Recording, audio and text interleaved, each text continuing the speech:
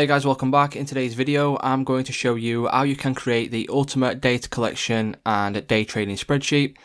So it will look something similar to this on screen. Obviously, you can go through and you can customize all the colors and obviously all the criteria and things like that for yourself. And then what we've got then is we will have also a data breakdown spreadsheet to go along with this main spreadsheet right here. So what the data spreadsheet looks like is something like this. You can make it smaller than this, you can make it bigger, you can change the colors, you can pretty much do whatever you want. So what this will do is all of this stuff right here is populated automatically, and every time you input something on the data collection spreadsheet, it will then obviously go through here and update automatically on these each sections. So what this does is it just separates and segments every single criteria off, and you can kind of see what's performing well, what's not performing so well, and then you can refine and you can remove things if you want to do that. And it will just show you, let's just say for example, trading days. So Monday we've got 4 wins, 6 losses, 40% strike rate. We can see that Monday performs quite well. It's a profitable day to trade. And then on Tuesday, obviously you've got to keep in mind that this is over 6 months of data, so you will need a bit of a larger sample size than this, and you don't want to be removing things just for the sake of it. But as you can see on Tuesday, over this data size and this sample size, is Tuesday's not actually very good. And what we might want to do then is we might actually want to remove Tuesday. So all this does is it segments it off, separates it all out, and you can kind of see what setups are performing well, what days are performing well, what currency pairs are performing well, what sessions are performing well, and it just gives you a lot more insight into your trading strategy, into your trading edge. And overall it just builds confidence and things like that. So what we can do is, first of all, let's just head over to a blank sheet.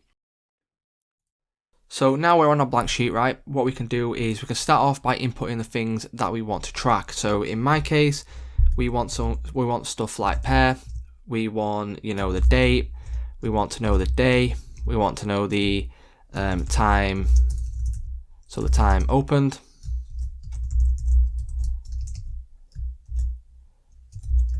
And what I'll do is I'll go through and just input in all the things that I do want to track, and I'll be back with you in a second. So these here are all the things that I personally like to track. So we've got the pair, the date, the day, the time open and closed, the sessions, whether it's a long or a short trade, the overall bias that we're trading, the entry criteria. So let's just say obviously a sweep or something like that. The entry type, whether it's a market execution, whether it's a buy limit, sell limit, whatever it may be. Pro, counter trend, stop loss in pips, so you can kind of work out your fixed stop loss and things. That really comes in handy. So the outcome of the trade and also the risk to reward achieved from that specific trade. So once we've put all our information in right here, what we can do is we can drag it down to make it look a little bit more aesthetically pleasing. Drag it down to around, let's just say 100. Should be pretty fine for the amount of trades that we will be using. And then we can come up to format, go to alternating colors, and then you can just pretty much choose a color scheme right here. Obviously it's changed the top bar, but you can change it to pretty much whatever you like. So actually what I'll do is I'll leave it like this. That looks pretty nice. And then once you've done that, you can click on done. And then what we can do then is we can sort of outline this section. So if we go and obviously do that, click on this and then click on this outline, so outer borders, and it will just kind of put like a black line around it, which makes it look a little bit better in my opinion. So once we've done this, what we need to start doing now is we need to start doing our drop down menus and things like that. So I will go ahead, input all the stuff that I want into these sections, and then I will be back with you in a moment. So once we're doing our drop down menus, right, I've got Euro USD, GBP USD, and we've got this sort of drop down menu right here, but I personally don't like this format. So what I can do is I can go to advanced options, I can then go to arrow, and then what that will do is it will change it to sort of this cleaner look, which looks a little bit better in my opinion. And then what we can do once we've done that is click on done. Once we click on done, we can go to this little blue circle right here, click on this and then drag it all the way down to the bottom of our section, and then that will put in a drop down menu for every single row that we've got right here. So once we've done that for the pair, for the date, what we want to do is we want to highlight all of these right here, and then we want to come up to this little section, click on more formats, and then we want to find where it says date. Click on date, and then every time you put in a date now, so let's just go ahead test this out. 1st of the 1st, 22 for example, it will then input the date into this section. So that's as simple as it is. On the day, again, you will need a drop down menu. So right click, go down to drop down. This will then open this, and then you can start putting in Monday to Friday.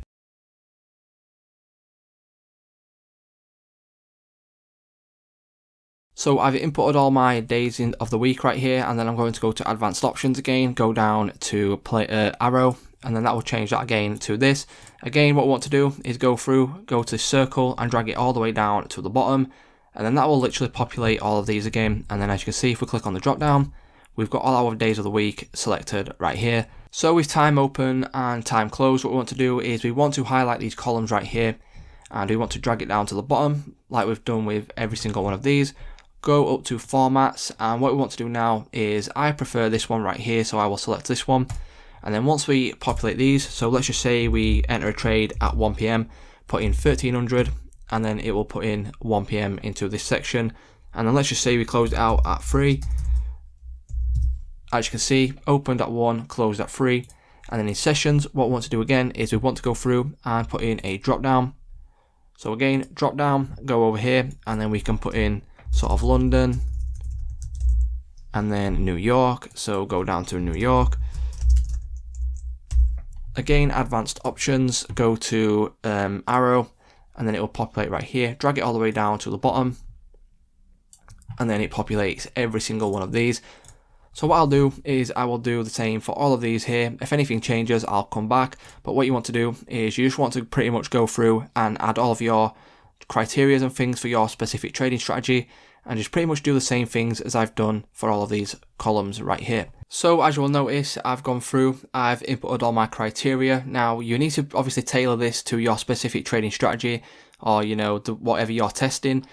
So let's just say we've got pair, we've got date, we've got the day, we've got time open close session. So if you trade Asia session, add in Asia. So whatever entry criteria you use, for example, input this into this right here. All I've done is simply just entered sweep or order block, just for an example for this video. But whatever your entry criteria is, you need to enter that.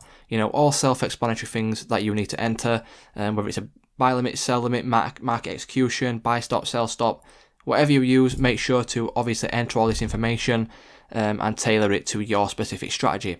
So once we've done all that, what we need to do is we need to name all of these specific columns, and this is a really important step for the next step when we want to obviously input all this sort of stuff into the automatic data breakdown spreadsheet. So we'll start off with pair. What we need to do is we need to right click this, go to view more column actions, and then we need to define the named range. So click on define name range. This will then bring up this right here where we can name this. So all we simply need to do is name this pair, click on done, and then we need to go to date, do the same thing, view more sell actions, go down to define the named range, and then for this we will just simply name it date. And then for the day, same thing again, go through, view more sell actions, and click on define the named range. And for this we will then put in day. So I will go through and I will do this for every single one of these columns right here. So obviously with the long and short, for example, all we simply need to do is go through, right click on this, view more actions, define the named range, and all I'll put for this is long, short, just like that. Nothing in between, no forward slash, no anything, just long, short like this. Click on done, and then obviously we've named this column now, and that is good to go. So super simple stuff. I've now gone through and entered in a name for each individual column, as we can see on the right hand side right here. As I said before, this is super important for the data breakdown spreadsheet. So once we've done all this and we have got obviously all of our information put in, we've started to enter in some information just to test out the spreadsheet. We're good to go to come down to the bottom, and we can go through and click on add sheet, which will then obviously bring this blank sheet up right here. So what I'm going to do now is I'm going to go through and I'm going to highlight these two sections right here. I'm going to come up to the top bar here and I'm going to merge the cells. I'm going to do the next thing for that, and then I'm going to do it for these little sections right here. And then what we can do is we can go through, click on borders, put in a border, make it outlined, and then do the same thing for each individual square right here, or rectangle, whatever you want to call it. And then I'm going to do the same thing for the ones underneath, and this will be our main hub for our wins, losses, and break evens. So I'll merge again the cells, go down, merge the cells again, and it's pretty much self-explanatory. Just go through and just make a table however big or however small you want. So we'll go through and we will just, put in borders for each one of these. And then once we've done that, we can go through now and we can populate these. So we'll put in win, we will put in loss, and we will put in break even. So once we've inputted these, what we can do is we can center these and make the text larger. So we can go through, make the text a little bit bigger, make it bold, and again we can go through and center it. So once we've done this, we are good to go now, and we can obviously change the colors if we want to do that. So we will put in win, we can put it into sort of a green. Loss, you can put it into sort of a red color. Break even, you can put it pretty much, whatever color you like. So once we've put in our colors and made it look, colorful and however you want it to look, we can go and put in our automatic formulas now by clicking equals and then count if. Click on the Countifs formula right there. And then what we can do is we can go back over to sheet 1. We can then click on the top outcome right here, and then we want to drag it all the way down to the bottom of our spreadsheet, which would be this one right here. And then now what we want to do is we want to put in a comma. Once we put in the comma, we need to put in quotation marks, and then we need to type in win. And we need to make sure this looks exactly like it does on the previous sheet. So you want to start off with a capital W if you've got a capital W. If you haven't, you can put in, a lowercase one. And then you want to close this off with, again, quotation marks and then a closed bracket. Once we do this, click on enter. As you will notice now, we have got a number formulated into this box right here. Again, you can make this bigger, you can make it bold. You can go ahead and center it, and you can also put it into the middle. As you can see, we've got 3 winning trades. Now what we need to do is we need to go through and do the same thing for our losses. So get the Countifs formula. We now need to head back over to our sheet 1 again, go to the outcome, click on the top one, drag it all the way down to the bottom. And then again, we need to put in a comma, we need to put in quotation marks, and then we want to put in a loss, and then close it off with a quotation mark and also a closed bracket. Click on enter, and then as you can see, that is now formulated again in there. Make it bigger, make it bold, center it, and make it in the middle. So we've got 3 wins, 2 losses, and then obviously we've got our break evens. The next step would be total trades for me. So I'll go ahead and merge all these. I will merge 3 squares right here because we want total trade, total risk to reward, and our strike rate. So what we can do now is merge these, outline these, make them look a little bit better. So we can go to an outline, again an outline, and then do the same thing for the 3 squares below this. And to me, that looks pretty good, and it segments off our wins, our losses, our strike rate, and everything like that. So let's just outline these so it stands out a little bit better. And then what we need to do now is we need to go through. So what we want to do is total trades. We want to do our total risk to reward, and we also want to do our strike rate percentage. Again, you can make these bigger and do whatever you like with those. With the total trade section, what we need to do is we need to just basically calculate every time something is entered into a specific column. So let's say, for example, we want to populate every time Euro USD is inputted into column A, for example. All we simply need to do is equals count A. Once we put in count A, click on the count A formula, and then we need to head back over now to our sheet 1. Once we do this, we can click on the top one right there, and we need to drag this all the way down to the bottom of our spreadsheet. Once we do this, all we simply do now is put in a closed bracket. Once we do this, click on enter, and then as you can see, if we go back over to sheet 1, there has been 5 Euro USD trades entered in, and it has now counted in to our total trade section. Again, you can make it bigger, do whatever you like, center it, put it in the middle. So for our total risk to reward, all we simply need to do is click on equals sum, click on our sum formula, and then we can go back over to sheet 1, click on sheet 1, go over to our risk to reward, click on the top one, drag it all the way down to the bottom of our spreadsheet. And then all we simply need to do once we've done that is put in a closed bracket. Click on this, and as you can see, the total risk to reward is 11. So for our strike rate, what we want to do is we want to put in equals, then we want to click on our wins, and then from here we want to put in a /, and then we want to put in a open bracket, And then again, we want to click on wins. And then we want to click on the plus sign and then click on our losses. And then once we do that, we can then finish it off with a close bracket and click on enter. And then as you can see, our strike rate is 60%. So what we want to do now is just simply change this into a percentage. So click on percent, and then as you'll notice, that is now a percentage. You can make these bigger, center these, make them bold, do whatever you like and make it customizable to you. You can make it look a little bit better. So that's the main, obviously, spreadsheet that is done. You can do the same for break-evens as we did for wins and losses, but in this section right here, I've not actually included break-evens. The next thing would be to separate each individual criteria out into each section. So for example, trading days, you can separate Monday, Tuesday, Wednesday, Thursday, Friday, for example. And to do this, all we simply need to do is make a table. So I'll be back with you in a moment once I've done that. So what I've done is I've gone ahead and built the table now for my trading sessions. So what I can do now is I can put in, London session and New York session. So if I just put in London/New York, obviously then you can go ahead, center these and put them in the middle, whatever you want to do. And what we can do is put in London. And then for this one, we can put in New York. So let's just delete the /New York section right here. Again, what we can do is we can center these and stuff like that. So put them in the center and then align them to the middle. And again, what we want to do is we want to separate these out into wins, losses, risk to reward, and strike rate. So let's just put in win, loss, risk to reward, and then strike rate percentage. So SR %. We can then go through, copy these, and then paste them into this. Once you've done that, you are ready now to calculate the wins in London, the losses in London, and the wins and losses for New York. So what we want to do now is we want to remember what we did call that specific column for the sessions. So let's go back to sheet 1. We can then go to the sessions, right click it, and if you want to find out what you've called it, click on define named range. And what did I call the sessions column? I called it session. So you need to keep this in note just for the next step. So obviously you want to do the same for every single column right here.